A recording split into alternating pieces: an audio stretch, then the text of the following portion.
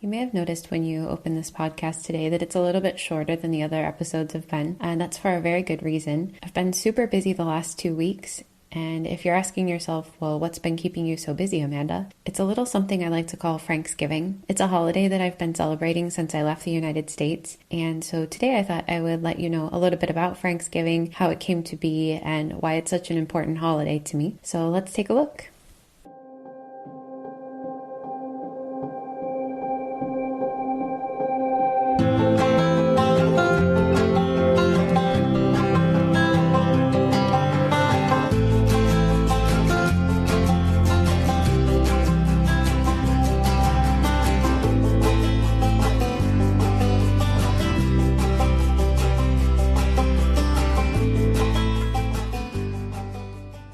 Growing up, I always looked forward to Thanksgiving, and I was never really sure what made it my favorite of the end of the year holidays, but I always really liked it. And looking back now, I think it's because it was the holiday that kind of kicked off the rest of the holiday season. It was the time of year when we could start to sometimes see a little bit of snow in Michigan. I was looking forward to the delicious food that we would be enjoying, spending time with family, and I have a huge family on both my dad's side and my mom's side, so lots of aunts, uncles, and cousins to catch up with. So it was always just a nice feeling that it was that time of year again, and Thanksgiving always marked the beginning of that time of year for me. So I wasn't really surprised when my first holiday season abroad, when I had moved to Korea, I was really missing the time that I would spend with my family, especially during Thanksgiving.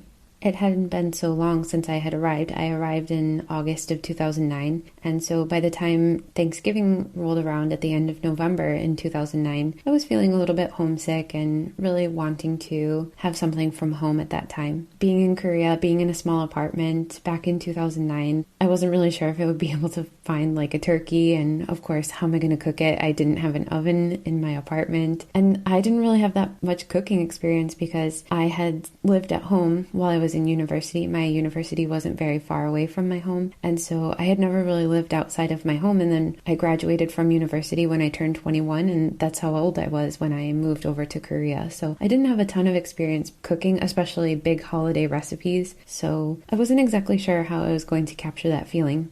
And in fact, I don't think I really ended up doing anything special that year for Thanksgiving. I think I just kind of accepted that, all right, well, I made the choice to move to another country. This isn't anything that's celebrated here, of course. And so that's, one of the downsides of moving abroad. You're going to lose some things from home naturally. But by 2010, I had found out that it was possible to get a standard American Thanksgiving meal, the mashed potatoes and turkey and gravy and all of that kind of stuff from the local army base because, South Korea, it does have a few American military bases. And so you could, if you knew someone or you knew someone who knew someone, you could manage to order a Thanksgiving dinner off the base. But back in 2010, some friends and my now, of course, ex-husband, we did end up finding a place where we would be able to have a meal that kind of resembled something that I would have back home with my family. So I was really excited about that. And we had a nice time. There were the standards, even pumpkin pie and apple pie, all that stuff. So it was nice to have a little taste of home.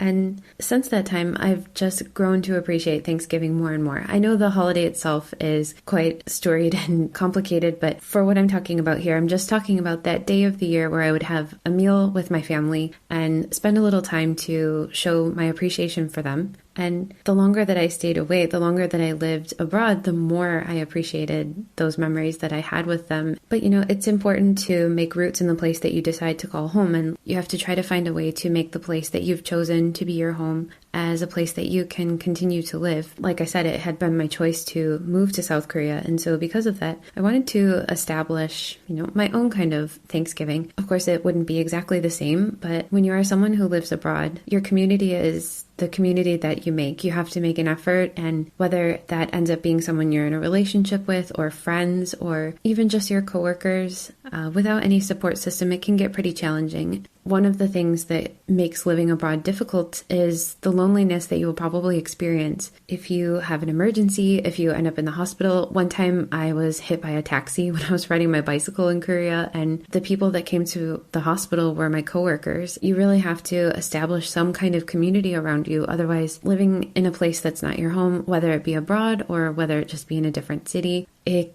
can make things really challenging. And so your friends and the people that you're close to, they become like your family. I mean, that kind of problem exists whether you live abroad or not. There are plenty of people in every situation who don't feel that they have a really great support system. And I think that's one of the things that has increasingly turned me off of the Christmas season and the holiday season in general. I remember what it was like that first year when I found myself just in a place where I didn't know anyone really, and I was just by myself, and I had been in that situation by my own choice, but there are plenty of people who are experiencing that similar loneliness, and it's not by their choice. And so when I see the Christmas lights starting to go up around town, and the fact that it's going up earlier and earlier every year, everywhere you look, it's just buy this for your family, eat this food with your family, get together with all of your friends, and let's have some drinks. I find it just less and less about the enjoyment of being together and more about the commercial aspect. And I know I'm not saying anything profound. I know this has been an issue for a really long time, but just having a little experience with what that loneliness can be like sometimes, you just feel sorry that it's rubbed into people's faces so much. And that's not to say that people shouldn't have a good time and be festive around the holidays, and the chance to get together with friends and family is very special, but the fact that it's kind of shoved down our throats and in everyone's face for so many months now, I feel like it must be really tough for some, and my heart really goes out to those people. But when it comes to Thanksgiving, I still really look forward to it, and I still have a good time with it, because whether I'm just celebrating it just with Jeremy, or in the past when I was just celebrating it by myself with my dog or with a small group of friends, it wasn't all about the gifts, the advertisements, the Black Friday sales. All of that nonsense has already started. But on Thanksgiving, it's just about getting together. It's just a simple and relaxed day where you can take a little extra time and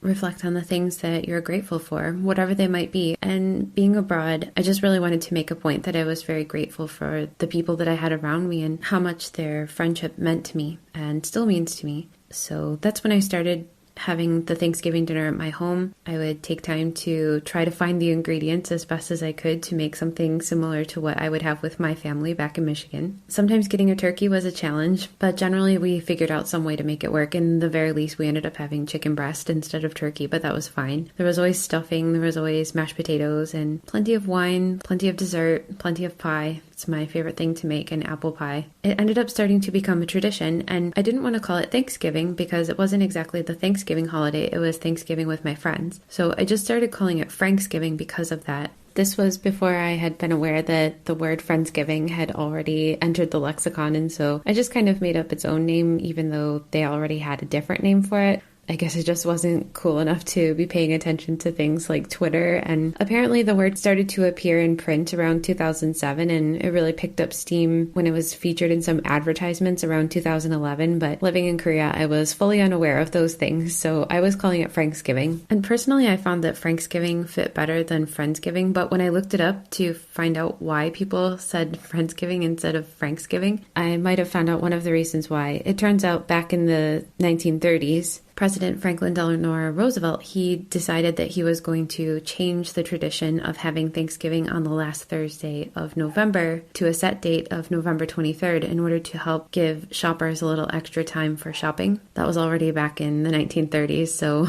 the holiday shopping push has existed for a long time. Of course, he was getting a lot of criticism for this, but some of the states did decide to follow this new November 23rd holiday. And for the people and the states that weren't going to celebrate that or didn't want to celebrate that, they were calling that November 23rd holiday Franksgiving. So that might be one of the reasons why we ended up with Friendsgiving instead of Franksgiving, but who knows for sure. Also, another thing is just that for me, those friends that were abroad, they were more than my friends. They were the support community that I had, and so they were like family. Some of them I'm still in touch with, and I'm so grateful for the relationships that I built up there. The name really worked out well because by the time I got to France, then it just sounded like France Thanksgiving, so it just works out. But that's what Franksgiving is. It's just Friends Thanksgiving, but now it's France Friends Thanksgiving. The first Franksgiving that I had here was back in my apartment in Charlottesville. By that time, I had been dating Jeremy for almost 2 months, so naturally I invited him, and I invited him to invite his friends as well. I thought, the more the merrier, so please bring them along. And also the drive from his house to my place was like 90 minutes, so I thought, yeah, bring some company, have a nice car ride over, and then we'll have more people to celebrate with. I also invited two new friends that I had met through my coworker and another from the same program that I was doing, another American. I invited her to join as well. And we had a really nice first Thanksgiving in France. It was great. It was a lot easier to find the ingredients that I needed in France than it had been in Korea. We added a few games, which have since become part of the Thanksgiving tradition. We always have to play these games. So the first French Thanksgiving ended up being a big success, and I was really looking forward to having another Thanksgiving in 2020 because I was still, of course, in touch with everyone that had been at the first one, and so I thought everyone was pretty excited, but then with COVID, it ended up not being possible. So Jeremy and I, we just ended up celebrating our own little Thanksgiving at home. But then this year, fortunately, we were able to have a big Thanksgiving again. And by big, I don't mean like a huge number. We're still trying to be careful with COVID and everything like that. But we had a group of 6 of Jeremy's friends and their children. And then the 2 ladies that I met through a coworker who have become very good friends of mine. And then also a couple that we met at the wedding of those friends. So it's just kind of you meet people through people, and then you meet other people, and those people become the community that you have around you, and it's a very nice feeling. So I really wanted to go all out this year because we hadn't been able to celebrate last year. So for this year's Thanksgiving gift, I decided to give everyone a jar of Korean tea. If you've never had Korean tea before, of course there are a bunch of different kinds, but my favorites are the lemon ginger tea and quince tea. And you can find them, if you don't want to make them at home, you can find them in Korean supermarkets. And it's just a jar. It almost looks like jam. It's kind of like a marmalade, and you put it at the bottom of your mug, and then you pour hot water over it. And it's pretty much the best thing that you can drink in the winter if you've got a cold, or if you just want to warm up on a snowy day. That's the way to go. Just by chance, everyone that had come to Thanksgiving this year was in a couple. So each couple got one jar of quince tea and 1 jar of lemon ginger tea. And recently I've picked up crochet, so I decided to crochet something called a mug hug. It's kind of hard to explain, but it's like a little crocheted coat for your mug with a little button on it so that you can slip it through the handle of the mug. And so I put one of those around each of the jars, and then the actual cooking for Thanksgiving started on Saturday morning at about 7:30. And I didn't stop until after people had finished their appetizers. So it was a pretty solid day and a half without stopping of cooking. I started at 7:30 in the morning on Saturday, and I think I finished around 10:30 at night on Saturday, and then I started up again at 6:30 on Sunday morning, and everyone arrived here at our house at 2 p.m. I wanted everyone to come hungry, so I told them, don't eat a big breakfast or eat your breakfast early, and we're gonna start eating at 2. And we played the game, and then we had dinner around 4. We played another game, and then we had dessert. And so it was a really full day. And I'm talking to you right now. I'm recording this right now on the Monday after Thanksgiving. So Thanksgiving was yesterday. And I still haven't finished cleaning the kitchen, which is one of the reasons why I've been incredibly busy. I would consider myself to be a bit introverted, but every once and then I get enough energy to have a big gathering with a bunch of people, and I really like to host people at our house. I really like to cook for them and make things for people, and so I have this kind of expression that I use to refer to myself. I say that I want to be nobody's mom and everybody's grandma, and that's the expression I use when people ask me if I want to have kids. But I do love to be a kind of host, like a grandma. There's nothing more satisfying than seeing a bunch of people leave my house well fed. It's always a pleasure to cook up a big meal. And we get some leftovers for our meals for today and tomorrow. So that's always really exciting. Oh yeah, and I forgot to mention what we had to eat. So if you are not in the US, or if you maybe have a little bit of your own kind of tradition that you might celebrate for Thanksgiving or a holiday around this time, maybe you're not really familiar with what some families eat. But for my family, we always had a turkey and some stuffing and things like that. So the foods that I prepare for Thanksgiving are some turkey breast, because my oven is not big enough to have a turkey, and for more than 10 people, it's pretty hard to find an appropriate size turkey. So I just usually cook up some turkey breast and maybe some turkey legs if people ask for it, or chicken legs. And then I make a whole bunch of other stuff.